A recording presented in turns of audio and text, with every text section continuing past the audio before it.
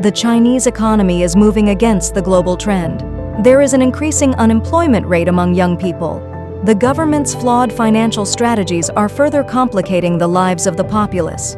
All three pillars of the economy, investment, consumption, and export, are encountering significant obstacles. What direction will China take? How will its citizens overcome these challenges of poverty and governmental oppression?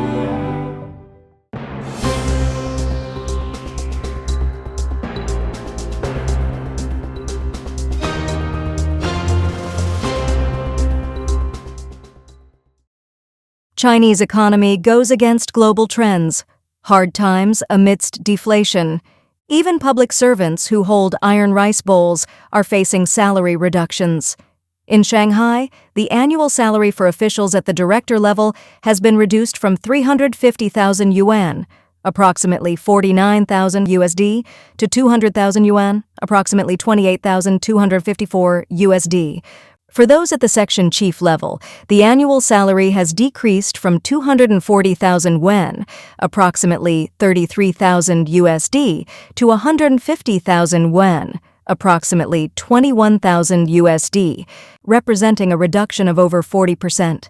Additionally, in certain regions of Guangdong, subsidies for public servants have been temporarily suspended, and there are explicit salary reduction plans in place for the public servant systems of Beijing and Tianjin. While the global economy is experiencing inflation, China's economy is moving in the opposite direction, struggling amidst a deflationary environment marked by widespread unemployment and salary cuts.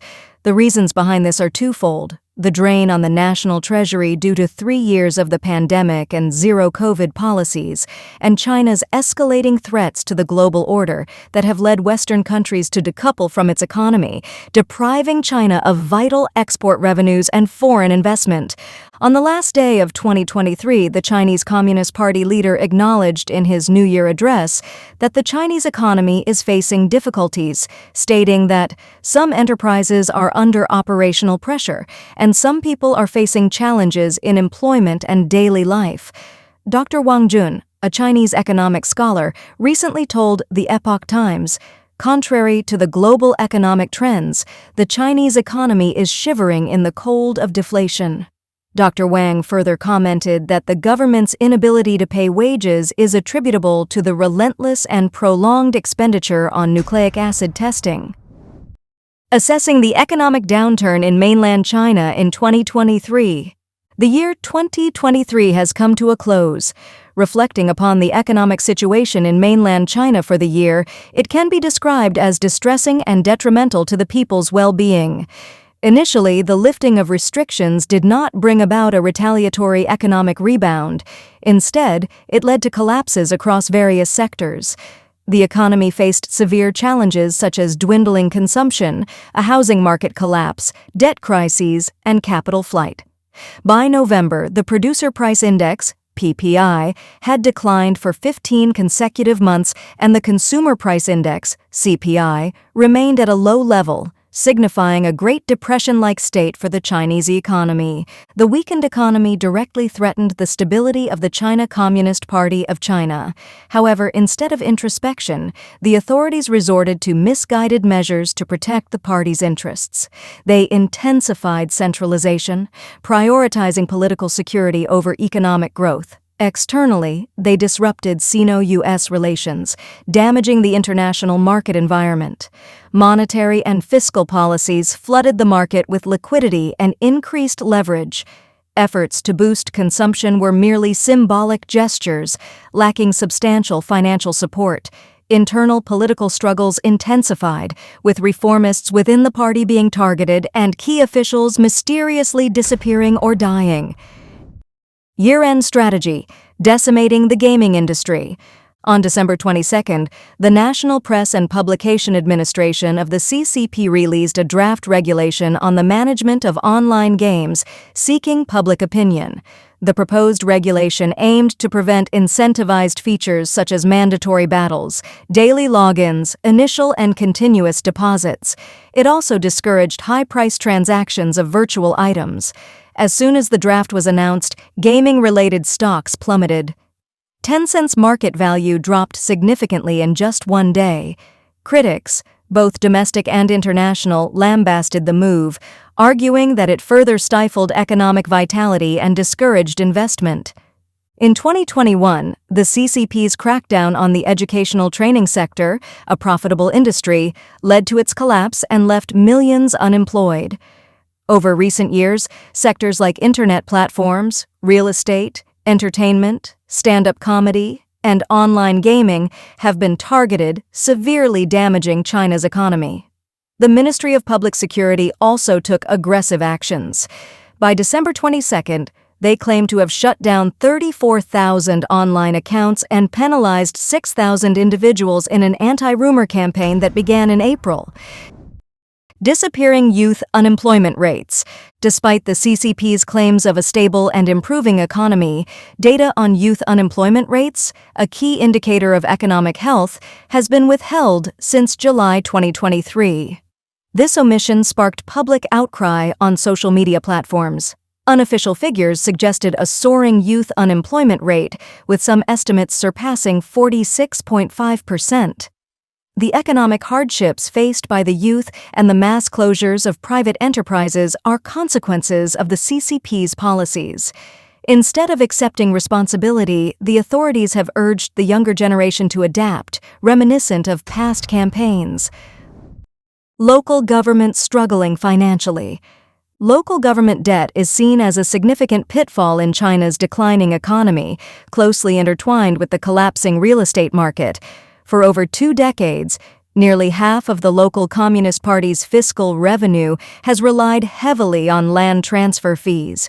To secure more loans, the combined hidden debts of local urban investment companies, along with explicit debts of local governments, have soared to trillions of yuan. As President Xi Jinping's administration dismantles the real estate sector, local finances dry up. Consequently, civil servants and staff face widespread salary cuts, with some provinces unable to pay performance-based wages for several months. To safeguard the livelihoods of the nation's 80 million official employees, local governments are pulling out all the stops, resorting to various desperate measures and scandals. On February 27 this year, it was revealed that the Public Security Bureau in Nanning, Guangxi, owed an electricity bill of 480,000 yuan. Tianjin's debt ratio reached 295.1% in 2022, ranking first nationwide. In Hebei district of Tianjin, local authorities even resorted to borrowing money from the Dabei Temple to pay salaries. Reports have also surfaced indicating that local governments are tapping into social security and medical insurance funds to alleviate fiscal pressures, leading to protests in cities like Wuhan and Dalian. A recent penalty notice on the Credit China Shanxi website revealed that during the construction of the DK3 section of Xi'an's Qindu district, a subsidiary subcontracting unit of the China Construction Second Bureau, Shanxi Feng Sheng Yuan Construction Engineering Limited Company, failed to pay wages totaling 1.4 billion yuan, approximately $2,000, to 53 workers, including Jia Zhibing and Liu Quanhao. The Qindu District Human Resources and Social Security Bureau in Xi'an directed the China Construction Second Bureau to settle the unpaid wages. However, when the Bureau failed to comply within the stipulated time, it faced a mere fine of 2,000 yuan dated December 28, 2023.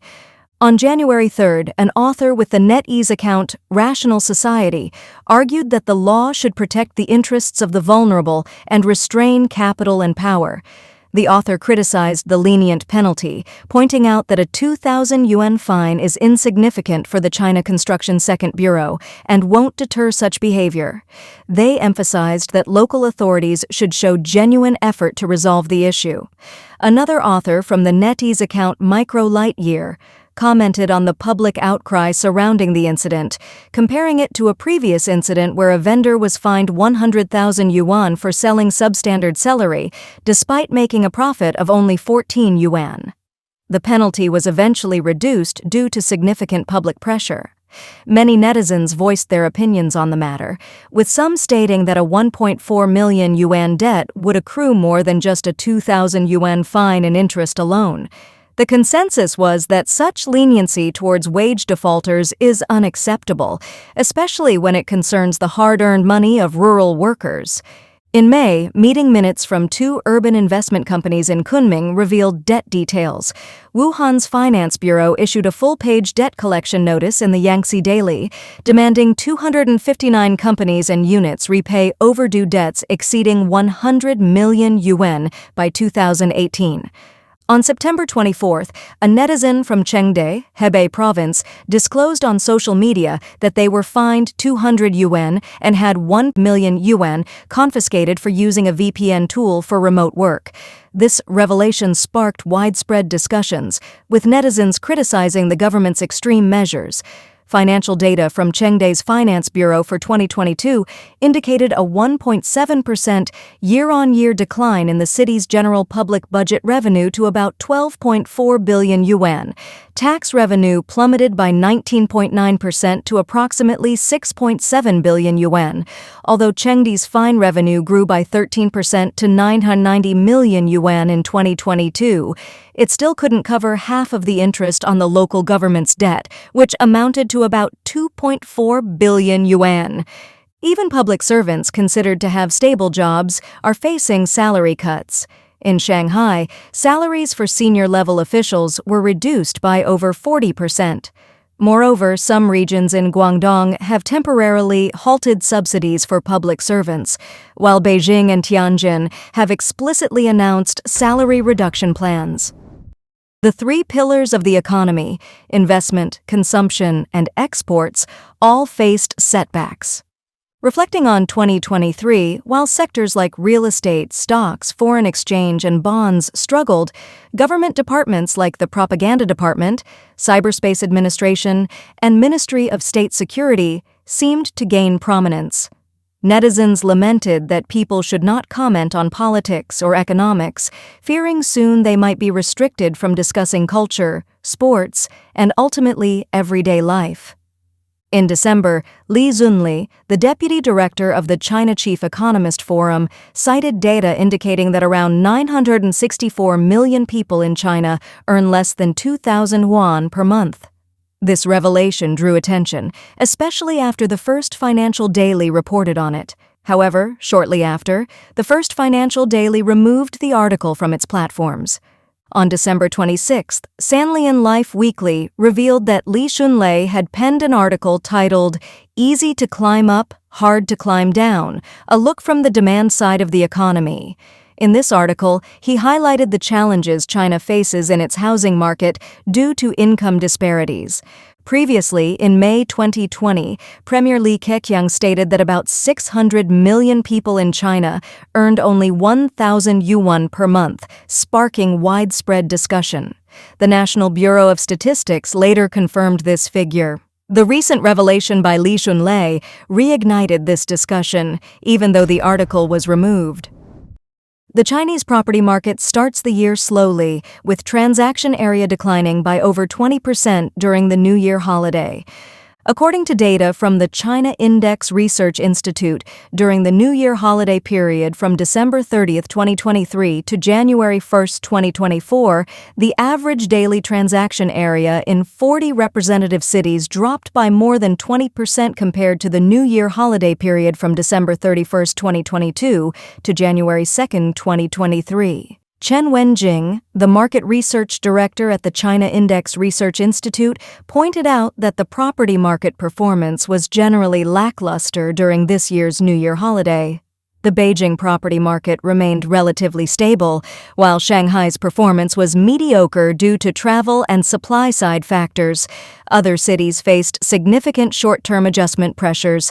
Further data from the China Index Research Institute revealed that in 2023, the total sales of the top 100 real estate companies amounted to 62.791 trillion yuan, marking a year-on-year decrease of 17.3%.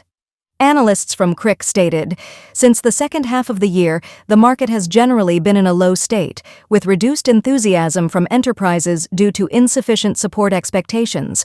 Despite major real estate companies increasing their supply and marketing efforts towards the year-end, The property market's recovery momentum remains insufficient, and the sales side has not shown significant improvement. Moreover, against the backdrop of the sustained downturn in the real estate market, the number of real estate companies with sales exceeding 100 billion yuan continued to decline in 2023. Data from the China Index Research Institute indicated that 16 real estate companies achieved sales exceeding 100 billion yuan in 2023, a decrease of 4 companies compared to the previous year. There were 116 companies with sales exceeding 10 billion yuan, a reduction of 14 companies year-on-year. According to CRIC data, nearly 70% of the top 100 real estate companies experienced a year-on-year decline in cumulative performance in 2023. Among them, 31 companies saw declines of more than 30%, with 27 of them being private real estate companies. The Conference Board, a major global business association, predicts that China's GDP growth rate will decelerate to 4.1% in 2024, down from the estimated 5.2% in 2023. The International Monetary Fund forecasts that China's economic growth will slow from an expected 5.4% to 4.6% in 2024. The economic future of China appears to be on a troubling trajectory, with indications suggesting that any hopes of a swift recovery are diminishing. If the Chinese Communist Party continues to implement policies and embrace ideologies that stand in stark contrast to prevailing global norms and strategies, the nation's economic challenges could intensify. Not only does this divergent approach fail to effectively address the deep-rooted issues at hand, but it also amplifies the difficulties faced by the general population of China, potentially creating a more complex and challenging environment for its citizens.